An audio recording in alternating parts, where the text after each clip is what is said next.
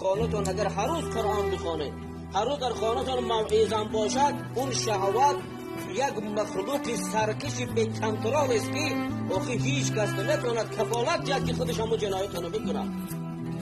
زیرا حالی با عزیز اجازه گپ بزنیم که فلانچه همکاری کرده یه بدبختی به عقل نخواد تا قرآن خبر داشته باشه که همه جنایت کنید. علیاذ بالله خدا پناه دهد که امتحان به ما رو گرفتار میکنه. آنقدر اون زنک در پیش این تعاملات وجود چه نشان میدهد همه جای زیباییش حتی زنش تعاملات همه خلقی زندگی نیست. از پشت تلویزیون استفاده دیده حواست بگذده در پیش باشه که کنترل کرده بدونی یا تو حضرت یوسف یا که کفالت داره گارانتی داره که جنانو بکنی.